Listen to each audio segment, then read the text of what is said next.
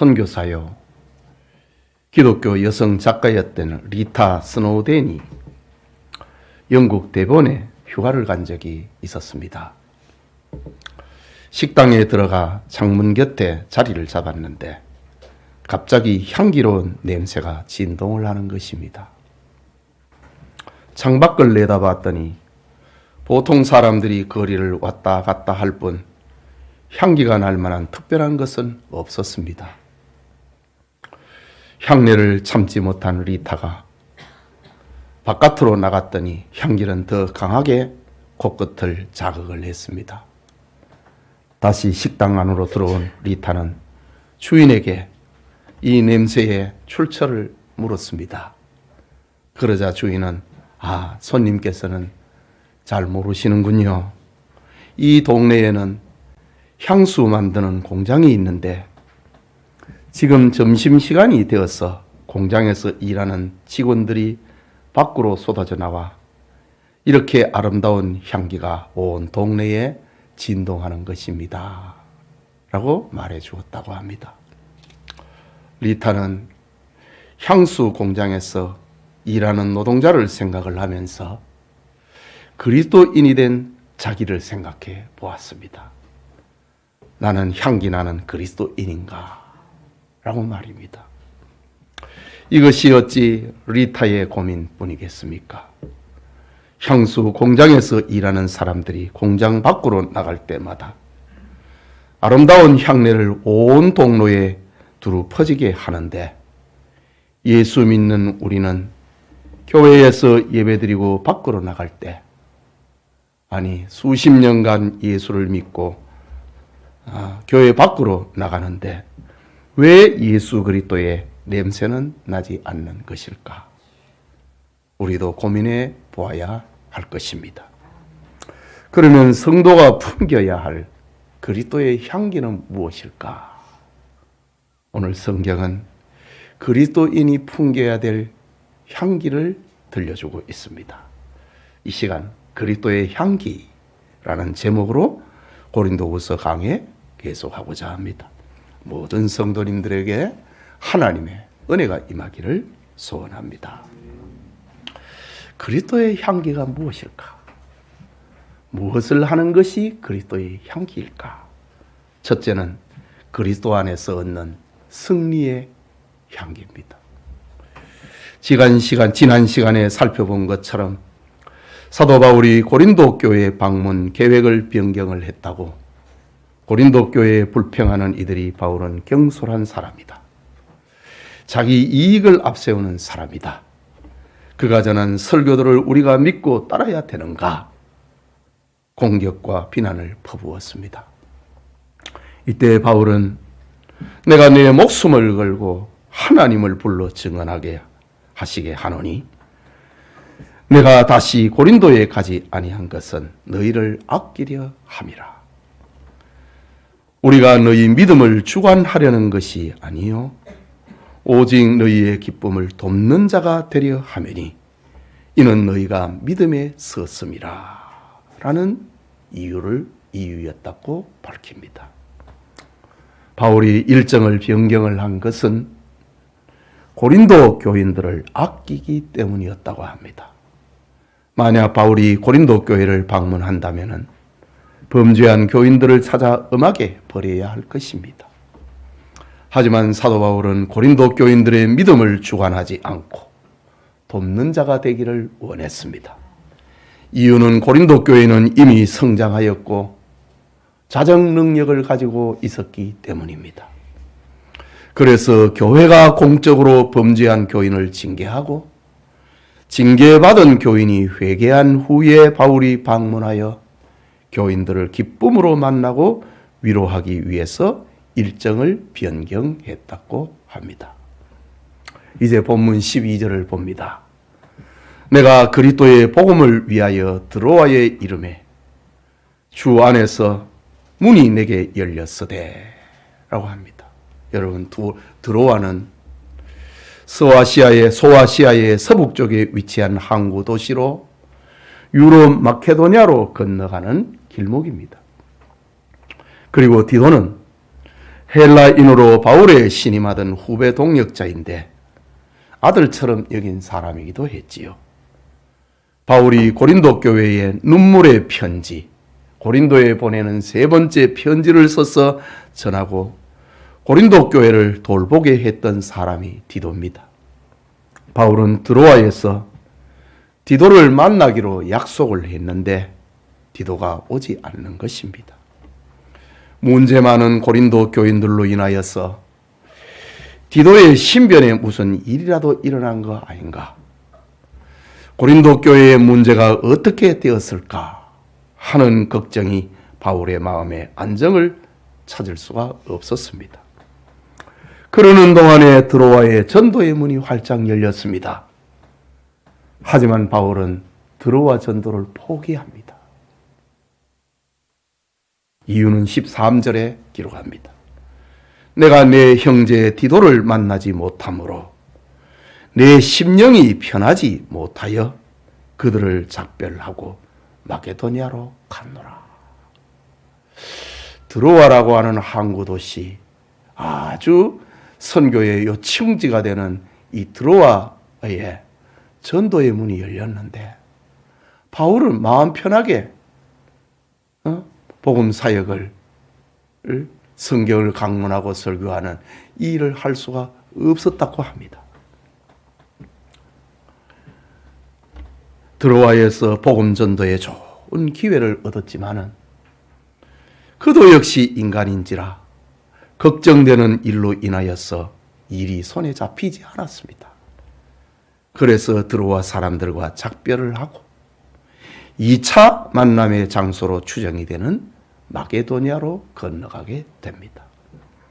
물론 1년 후에 바울이 드로아에 다시 왔고 훗날 4차 전도 여행 때에 로마시에 방화범이란 누명을 쓰고 체포되어 로마로 압송하기까지 바울이 머물렀던 곳이 바로 드로아입니다.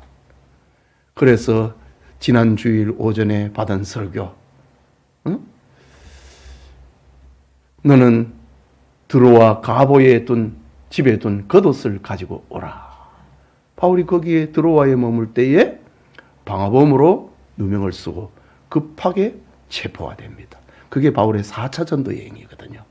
사도행전은 3차 전도 여행까지만 기록하고 있기 때문에 4차 전도에 대해서는 우리가 잘 알지 못합니다. 그렇다고 바울의 사역이 걱정과 불안으로 피곤하고 짜증나고 괴로운 일들만 있었던 것은 아닙니다. 바울을 위로하는 것이 있었는데 이어지는 말씀이 바로 그것을 말하고 있습니다. 14절을 우리 같이 읽겠습니다. 항상 우리를 그리스도 안에서 이기게 하시고 우리로 말미암아 각처에서 그리스도를 아는 냄새를 나타내시는 하나님께 감사하노라. 사도 바울이 전도 여행길에서 힘들고 짜증나고 피곤하고 걱정스럽고 염려되는 일이 너무너무 많았습니다. 그래서 드로아 전도의 문이 열렸는데도 그걸 포기를 하고 드로아 사람들과 작별을 하고 마케도니아로 갈 정도였으니 말입니다. 그런데 그것이 전부가 아니었습니다. 항상 우리를 그리스도 안에서 이기게 하시는 이가 있었다. 근심과 염려와 불안을 이기게 하시는 분이 있었다 라고 합니다. 여러분, 여기 이기게 하시고 라는 헬라 말은 한 단어인데 트리암비오라는 단어입니다. 이것은 로마 황제나 장군들이 전쟁터에서 사로잡은 포로들을 결박을 하여 끌고 오는 개선 행진을 가리키는 겁니다. 이기게 하시고 트리암비오, 개선 장군의 행렬처럼 우리로 이기게 하신다. 그렇다면 그리스도 안에서 이기게 하시고 라는 말은 그리스도께서 세상을 이기시고 개선 행진을 하시는데 바울은 자기를 포함한 성도들을 그 영광에 참여하여서 그리스도의 기쁨을 함께 누리는 병사로 묘사하고 있는 겁니다. 참 힘들고 염려스럽고 걱정되는 일들이 매일같이 바울에게 쌓였지만 마치 세상을 이기고 개선 행진을 하시는 그리스도께서 우리를 그 행렬에 끼워주시니 나는 이길 수가 있었다.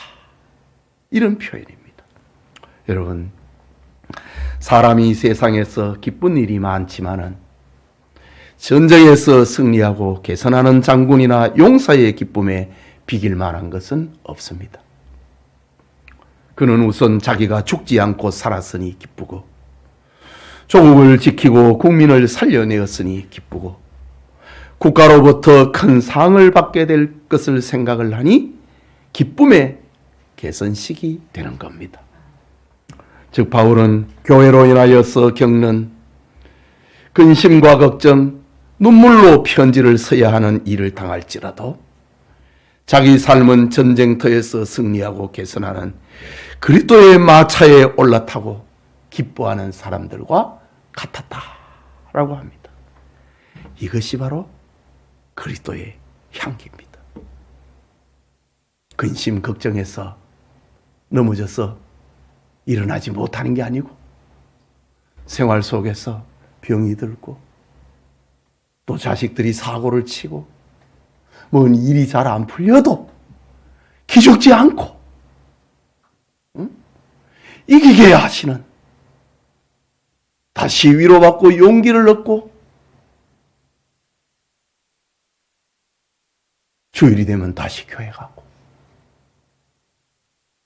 새벽마다 일어나서 기도하고, 이것이 바로 그리스도의 향기입니다. 근심 걱정 일이 있을 때 그것을 극복하지 못한다면 불신자하고 다른 게 없잖아요. 그런데 그리스도께서, 세상을 이기신 그리스도께서 개선장군처럼 행진을 하시는데 우리를 그 행렬에 끼어서 기쁨을 누리게 하시는 분이다. 이것을 생활 속에서 체험하는 것이 그리스도의 향기라는 겁니다.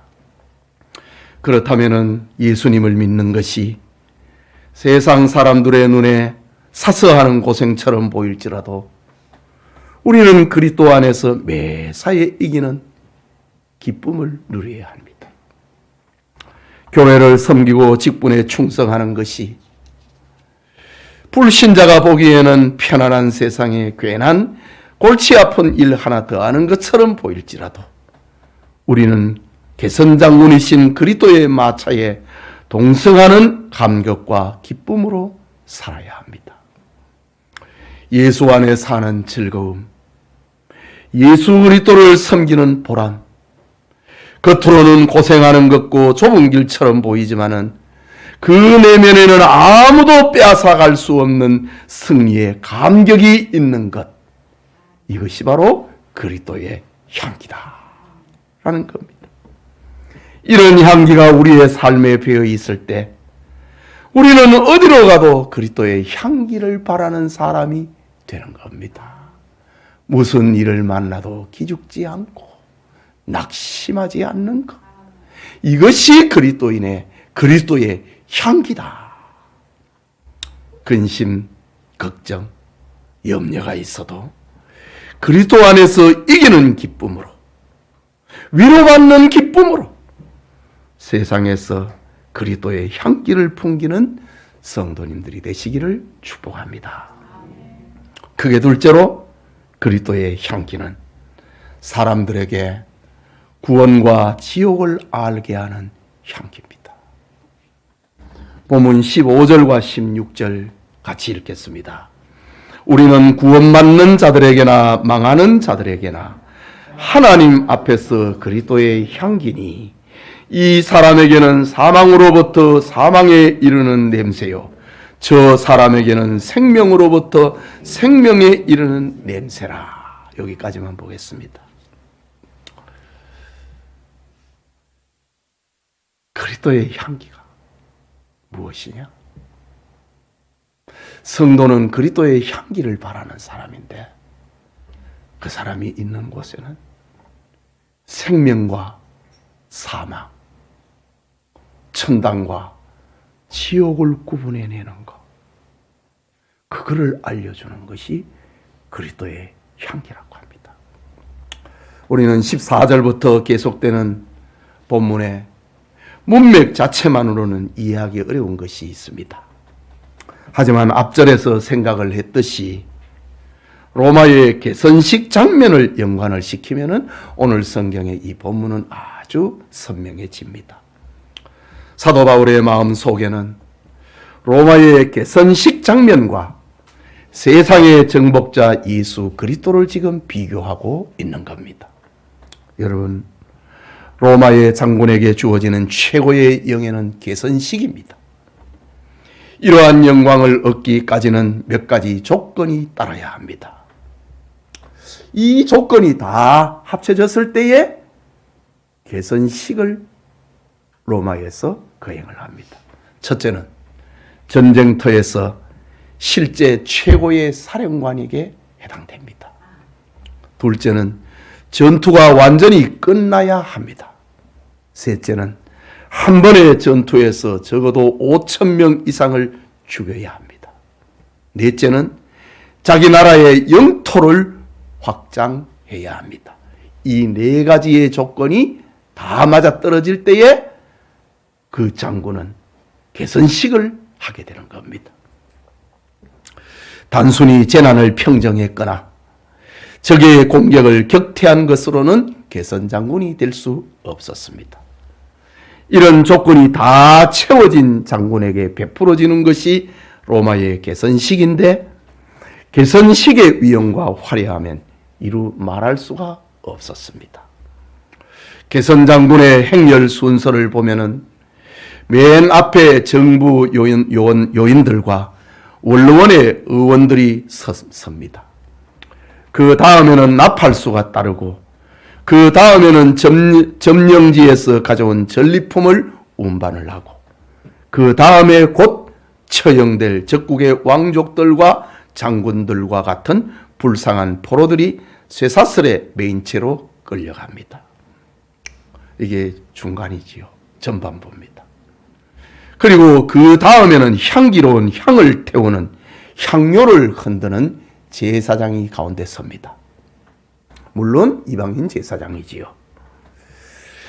그 다음에는 개선장군이 4마리의 말을 끄는 전차를 타고 금실로 종려나무 잎을 수놓은 자주백 군복을 입고 그 위에 황금 별이 달린 겉옷을 입고 꽃으로 둘러싸인 채 환호하는 군중들 사이로 로마를 행진합니다.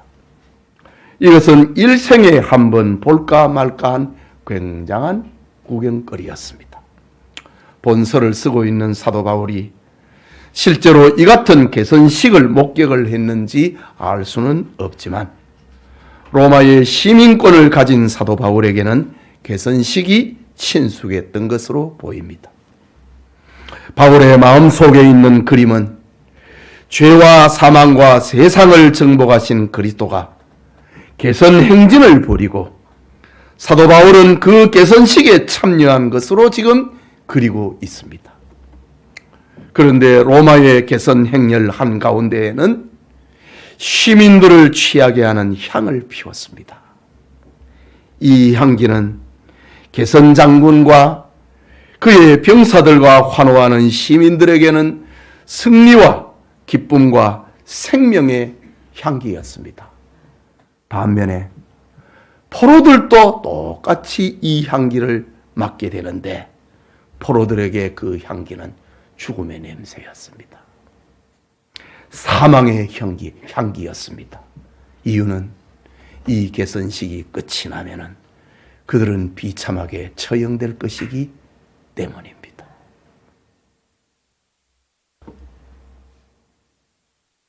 바울은 지금 우리는 구원받는 자들에게나 망하는 자들에게나 하나님 앞에서 그리스도의 향기다. 이 사람에게는 사망으로부터 사망에 이르는 냄새요, 저 사람에게는 생명으로부터 생명에 이르는 냄새다. 개선 장군의 그 행렬을 이렇게 복음에다가 비유하고 있습니다. 여러분, 예수님은 요한복음 3장 36절에 아들을 믿는 자에게는 영생이 있고 아들에게 순종하지 아니하는 자는 영생을 보지 못하고 도리어 하나님의 진노가 그 위에 머물러 있느니라 말씀하심으로 예수 믿음은 영생과 하나님의 진노를 구분하는 것이라고 말했습니다. 지금 사도 바울도 복음의 양면성을 말하고 있습니다. 그리스도의 향기는 로마의 개선 장군의 행렬에서처럼 예수님을 믿고 순종하는 이에게는 생명의 향기가 되지만은 불신하고 거역하는 자에게는 사망의 향기가 된다는 겁니다. 그래서 종교개혁자 요한 칼빈은 이 본문을 주석을 하면서 복음은 결코 공허하게 선포되지 않고 항상 생명이 아니면 사망이라는 효력을 발생시킨다 라고 말했습니다.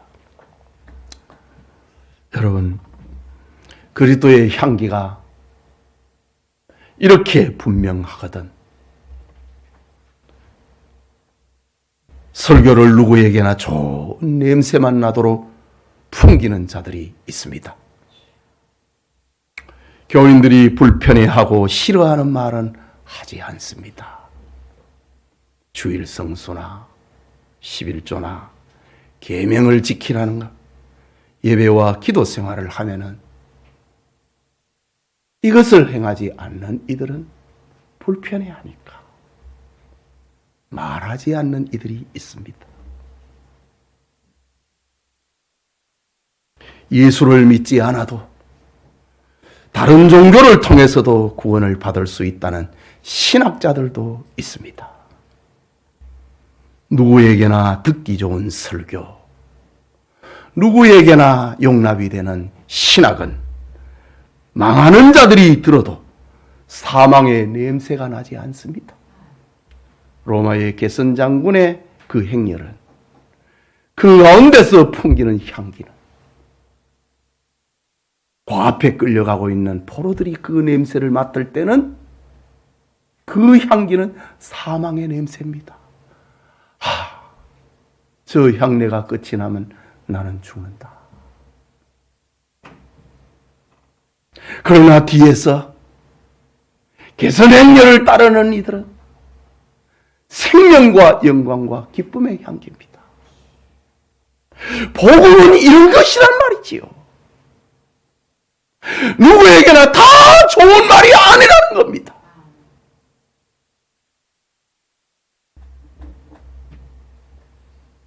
언제나 기분 좋은 소리는 향기로운 복음 같지만 오늘 성경은 정반대라고 우리에게 알려주고 있습니다.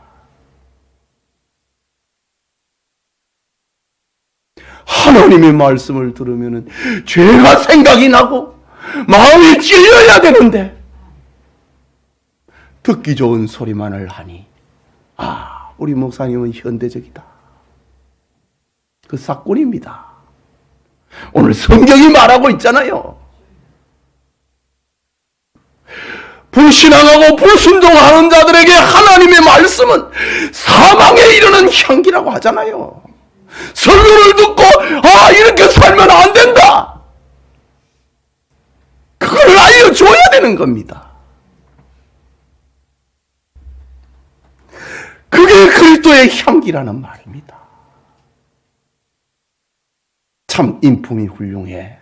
그건 그리스도의 향기 아닙니다. 세상 냄새입니다.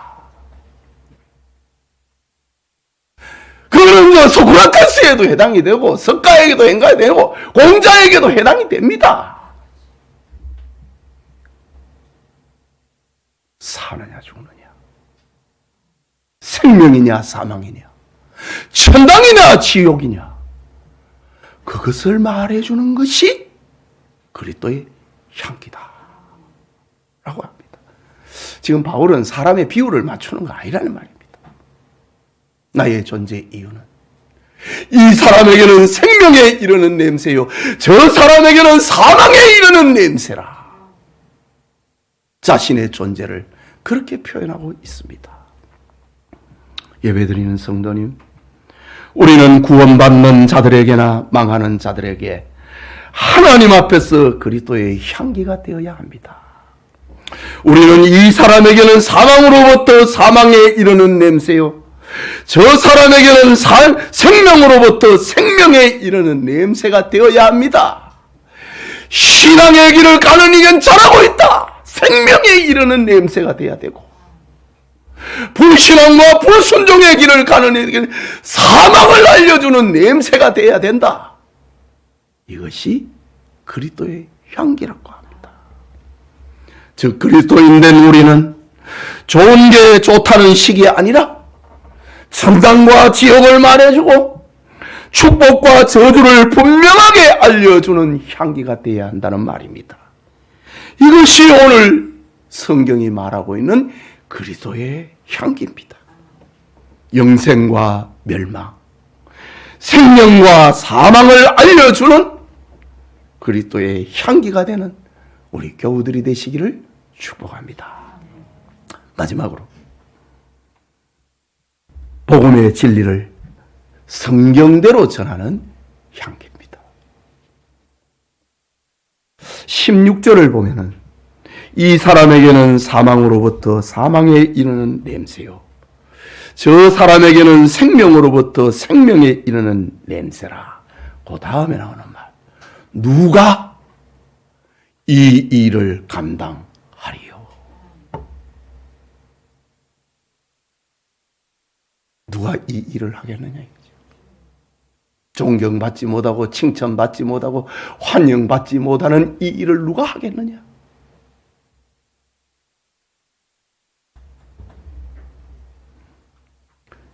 누가 이 일을 감당하리요? 이 말은 어떤 사람이 진짜 그리스도의 향기를 사람들에게 풍길 수 있는가? 라는 말입니다.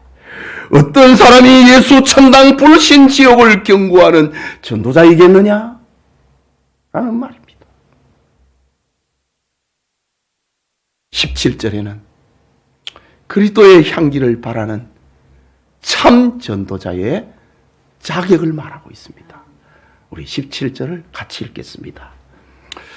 우리는 수많은 사람들처럼 하나님의 말씀을 혼잡하게 하지 아니하고 고 순전함으로 하나님께 받은 것 같이 하나님 앞에서와 그리스도 안에서 말하노라. 자, 사도 바울이 활동을 하고 있는 그 시대에도 수많은 사람들이 하나님의 말씀을 혼잡하게 했다고 합니다. 거짓 선지자들이 있었다는 말입니다. 오늘만 이단자들이나 복음을 혼잡하게 하는 사람들이 있는 게 아니고 사도 바울 시대에도 그랬다는 거지요. 지금 그래서 고린도 교회가 지금 사달이 난 거 아닙니까? 바울은 표현합니다. 수많은 사람들처럼 우리는 그리 할 수 없다. 누가 이 일을 감당하리요? 우리는 수많은 사람들처럼 하나님의 말씀을 혼잡하게 할 수가 없었다고 합니다.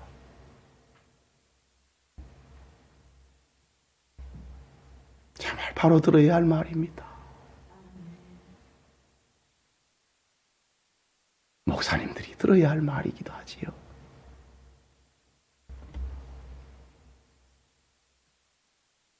그리스도의 향기를 나타내려면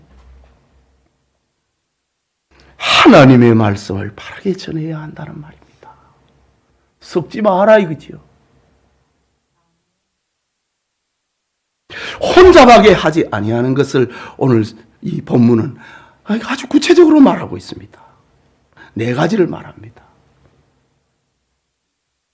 그 첫째는 하나님의 말씀을 혼잡하게 하지 않고 순전한 말씀 그대로 전해야 된다고 합니다.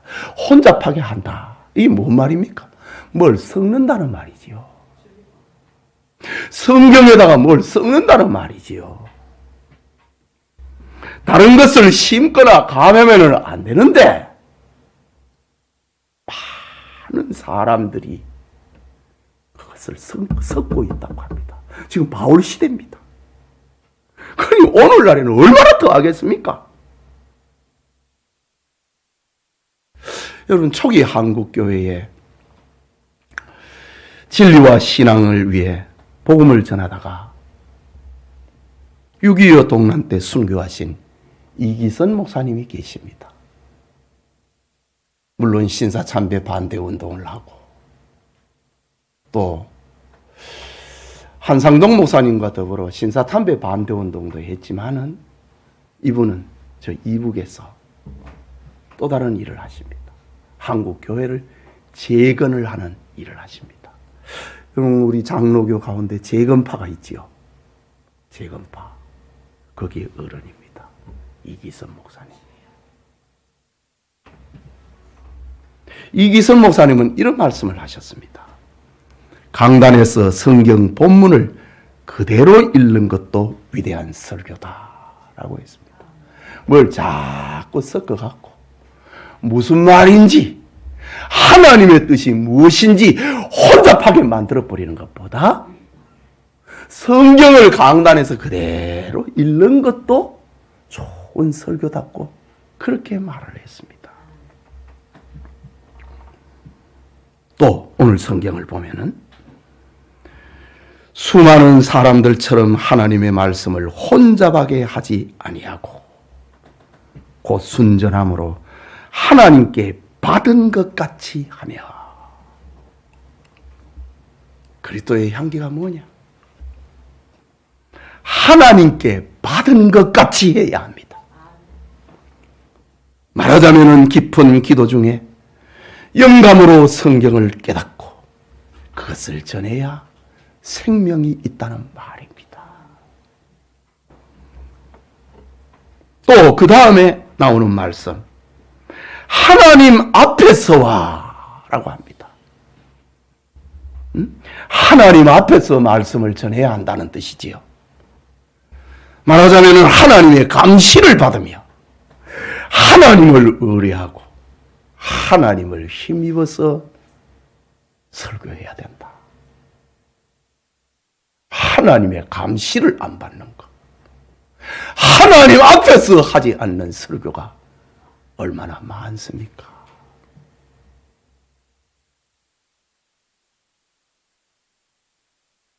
제가 지금 무슨 개혁주의 신학이나 보수 신학을 강의하는 게 아니고 지금 성경을 강의하고 있습니다. 성경 자체를 강의하고 있습니다. 여기에서 개혁주의 신학이 나오는 거지. 개혁주의 신학에서 성경이 나오는 게 아닙니다. 지금 성경을 보고 있습니다. 하나님 앞에서 전해야 한다.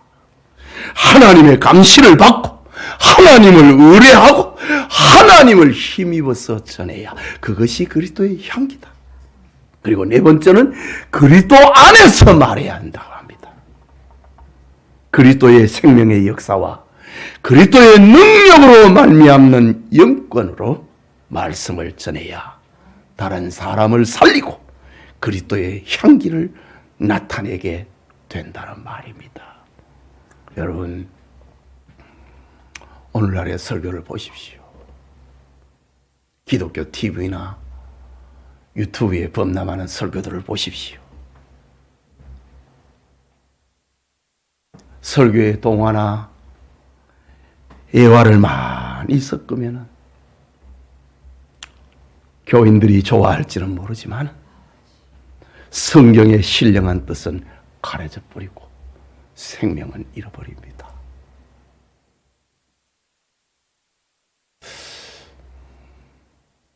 제가 설교를 준비하면서 많은 설교집을 보잖아요. 주석도 보지만은 다른 사람들은 설교를 어떻게 했는가. 여러 설교집도 참고를 합니다. 그러나 어떤 분의 설교집은요, 되지만 성경에서 이렇게 주제를 찾고 그 내용은 전부 다 애화로 채우더라고요. 두 번째 되지, 성경에서 줄거리를 찾고 그 내용은 전부 애화로 채워버려요. 교인들은 쉽지, 듣기 좋고 이해하기 좋지. 그러나 그건 설교 아닙니다. 예화는 생명력이 아닙니다. 예화는 설교를 돕기 위해서 창문처럼 존재하는 것이지. 온 집을 창문으로 만들어 놓으면 그 겁이 나서 어떻게 삽니까? 밖에서 다 보는데. 언제 창문이 무너질지 모르는데.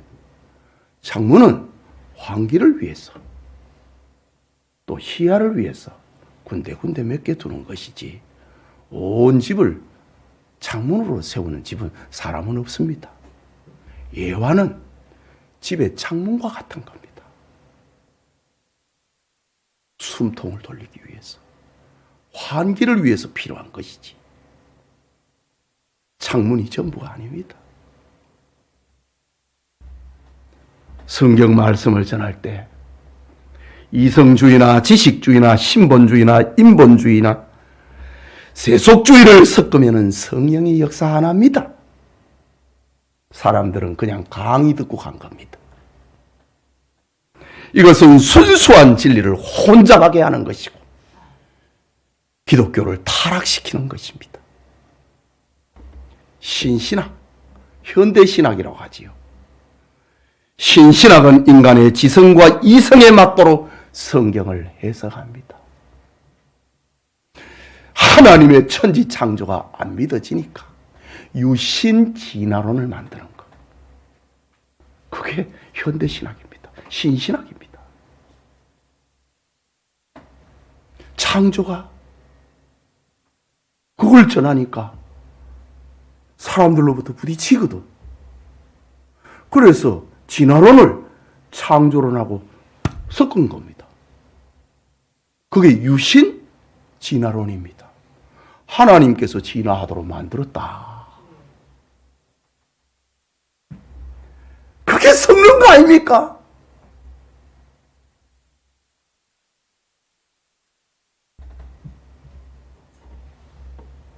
신비주의는 주관적이고 육신의 감정을 따라가면서 하나님의 말씀을 받았다고 하지만은 이것은 하나님의 말씀을 혼잡하게 하는 겁니다.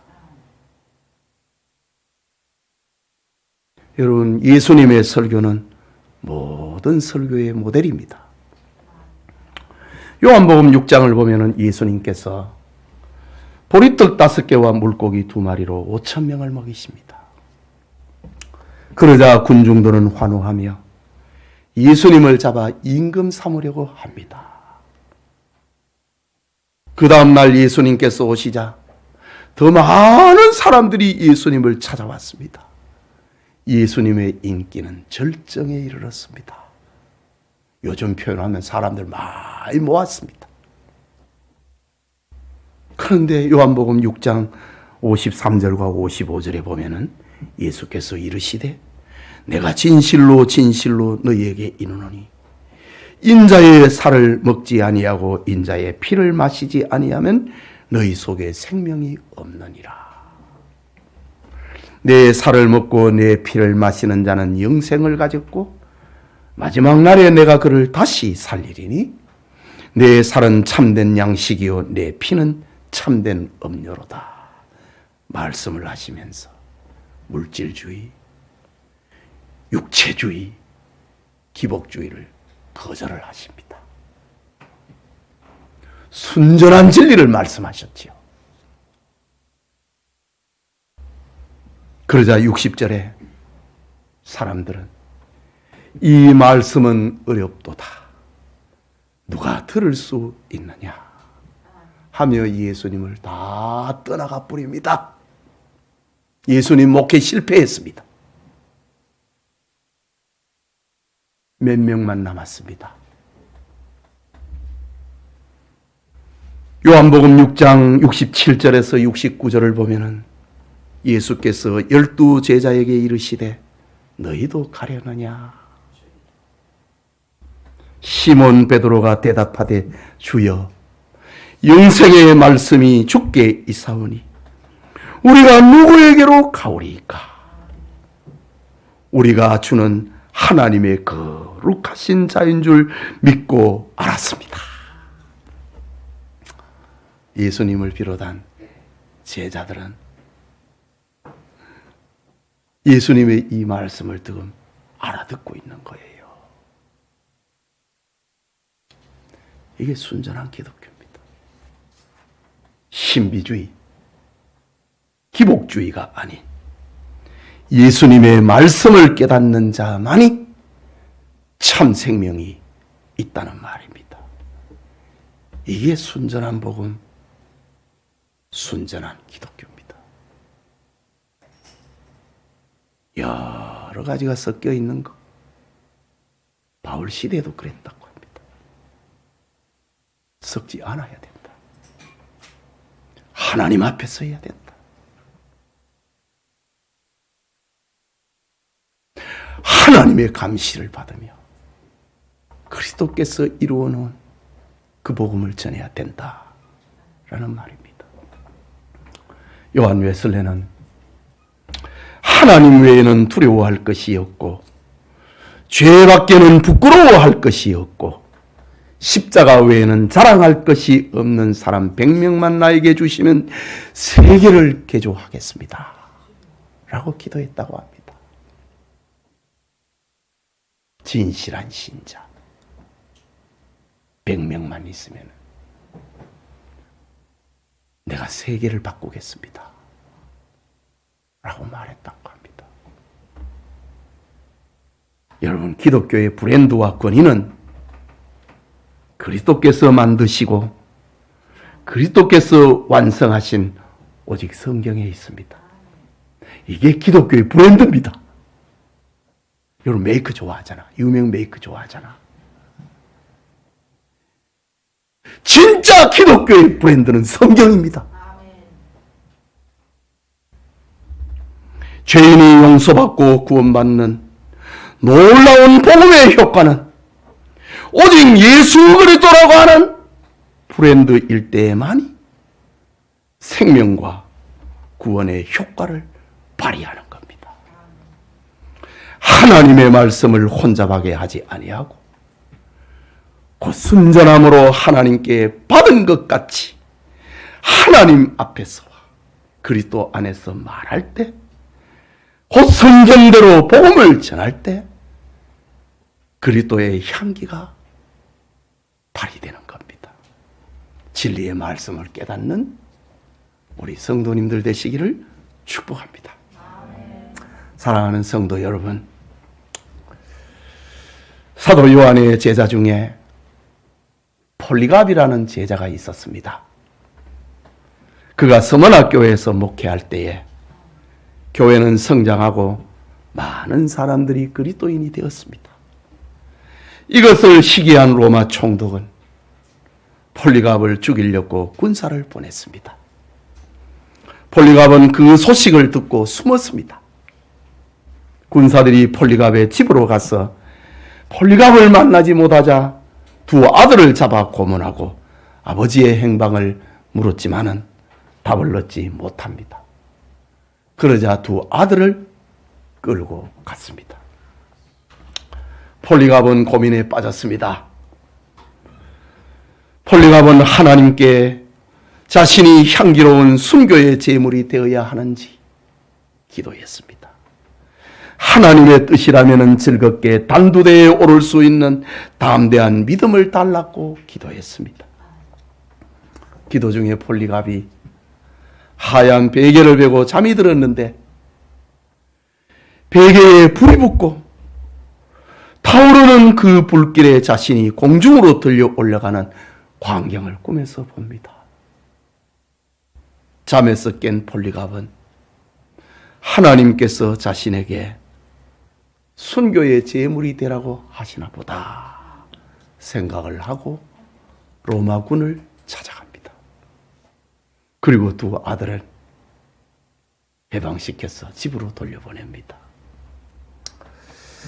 예수를 믿는다는 이유와 많은 사람을 선동하고 황제를 숭배를 거절을 하고 예수 패거리를 만들었다고 하는 죄 몫으로 형장으로 끌려갑니다. 그때 유력한 친구가 찾아왔습니다. 이 사람아, 아무리 예수가 좋고 복음이 소중해도 사람의 목숨만한 게 어디 있겠나?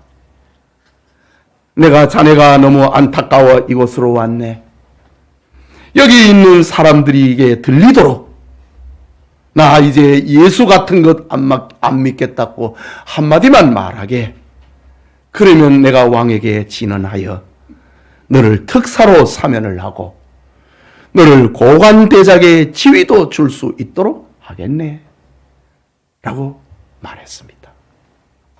폴리왑에게 마지막으로 다가온 달콤한 유혹이었습니다.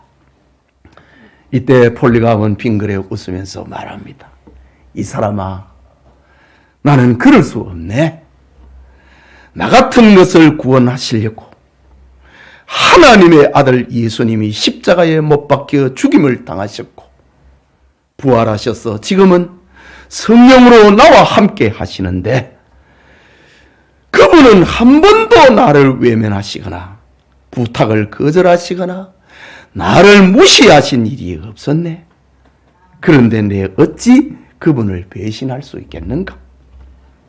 그동안 나는 하나님 앞에 드릴 것이 없어 안타까워했는데 이 몸이라도 하나님 앞에 제물로 드리고 싶네 라고 말합니다. 친구는 아무리 권해도 폴리왑이 듣지 않자 자네 홀려도 단단히 홀렸구만.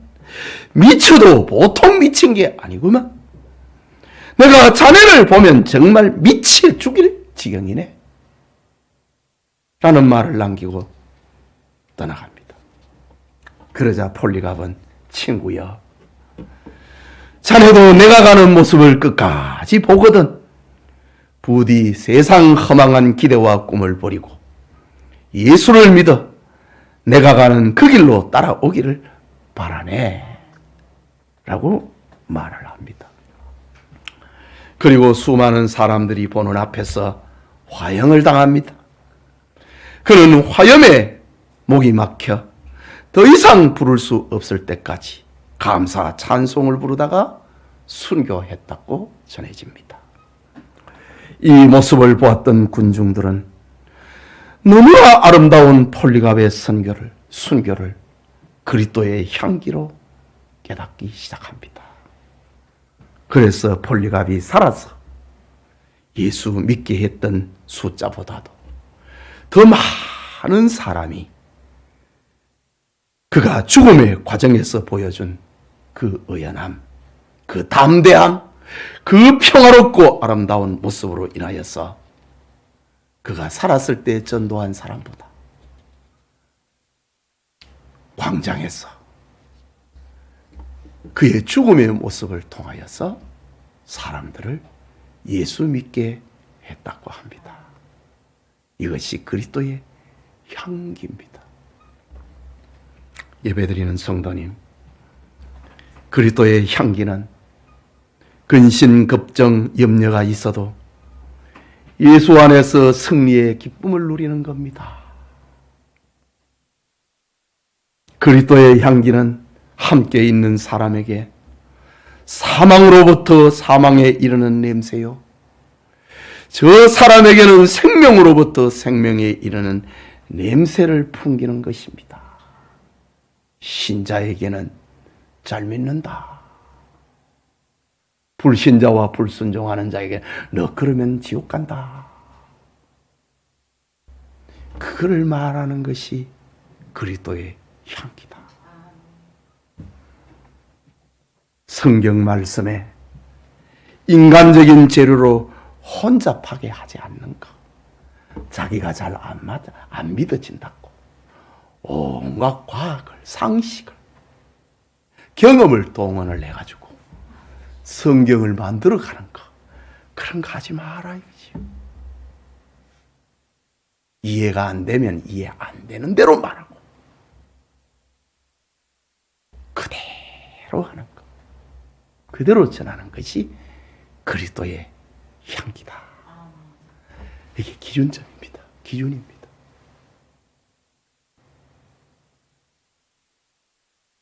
여러분, 한국 교회가 눈에 보이십니까? 그 기준에서 얼마나 멀어져 있는 거 보입니까? 여러분의 신앙은 이 기준에서 얼마나 멀어져 있는 것이 보입니까? 바울이 고린도 교회 앞에서 그리스도의 향기가 되었던 것처럼 우리 역시 가정과 직장과 사회에서 그리스도의 향기가 되는 우리 성도님들이 되시길 주님의 이름으로 축복합니다. 우리 말씀을 생각하고 기도합시다. 고린도후서 속에 이렇게 보화들이 담겨 있습니다. 성경 속에 보화가 담겼습니다. 요즘만 보수주의, 자유주의, 개혁주의, 복음주의 이러는 줄 알았는데, 바울이 고린도후서를 보니까 그대로 나오네. 성경입니다. 성경에서 나오는 겁니다. 우리는 그리스도의 향기가 되어야 됩니다. 근심, 걱정, 염려스러운 일이 있을 때 주님을 생각하고 다 이겨야 된다. 하나님을 생각함으로 너희 슬픔을 이겨야 된다. 베드로전서에 나오는 말씀이지요. 그리스도를 생각을 하고 그 영광의 그날을 생각을 하고 개선의 날을 생각을 하고 슬픔과 염려, 근심, 걱정 이겨야 된다. 이게 그리스도의 향기다. 그리고 내가 있는 곳에서 악을 행하는 자에게는 사망의 향기를 풍겨주고 진리의 편에 있는 이에게는 잘하고 있다. 나도 그 길로 간다. 생명의 향기를 풍기는 자가 돼야 됩니다. 어중간하게 물에 물 탄 듯, 물에 술 탄 듯, 술에 물 탄 듯 이러면 안 됩니다. 분명합니다. 복음은 분명합니다. 믿는 자에게는 영생이고 천국이지만 멸망하는 자에게는 그리스도의 십자가는 멸망의 도구라고 했습니다. 우리는 성경대로 믿고 성경대로 행함을 그걸 자랑으로 여겨야 됩니다. 그걸 기준으로 여겨야 됩니다. 그 기준점을 옮기면 안 된다고요.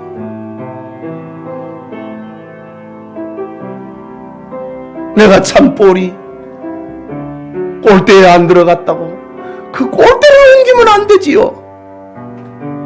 더 연습을 해갖고 거기에 넣도록 해야지. 나를 기준으로 삼으면 안 되고 하나님의 말씀을 기준으로 여겨야 됩니다. 이게 그리스도의 향기다. 우리 같이 기도합시다. 자비하신 하나님 아버지, 주일 오후 한적한 시간에 하나님의 말씀을 강론함으로 저 고린도 교회의 성도들이 들었던 그 영감의 메시지를 오늘도 우리도 그 자리에 앉아있는 것처럼 듣게 하시니 하나님 감사합니다. 하나님, 우리로 그리스도의 향기가 되게 하여 주시옵소서. 근심 걱정과 염려스러운 일이 있을 때에 죄와 사망을 이기고 세상을 이기신 주님을 생각함으로 그 영광의 날을 생각을 하고 슬픔을 이겨낼 수 있는 우리 교우들 되게 하여 주시옵소서. 신자에게는 우리가 생명의 냄새를 풍기는 자요, 불신자에게는 우리가 사망의 냄새를 풍기는 자가 되게 하여 주시옵소서. 좋은 것이 좋은 것이 아니고 빛과 어둠을 구별을 하고 천당과 지옥을 구별하고 영생과 영벌을 구별을 하고 우리 교우들이 있는 곳에 이런 향기를 바라는 자가 되게 하여 주시옵소서. 나는 알지 못하였다라는 이런 비극이 일어나지 아니하도록 이 사람에게는 사망으로 말미암아 사망에 이르는 냄새요, 저 사람에게는 우리가 생명으로 말미암아 생명에 이르는 냄새라고 했던 것처럼 분명한 삶을 살게 하여 주시옵소서. 그리고 하나님의 말씀을 혼잡하게 하지 아니하며 하나님의 말씀을 받은 것처럼 하나님 앞에서 그리스도 안에서 복음을 전하는 복음을 믿는 이들이 되게 하여 주시옵소서. 하나님 감사합니다. 주님 영광 받으소서. 우리의 푯대 되신 주님을 따르게 하옵소서. 주님이 만드시고 완성시킨 성경을 따라가는 주님의 제자들이 되게 하여 주시옵소서. 예수님 이름으로 기도합니다. 아멘.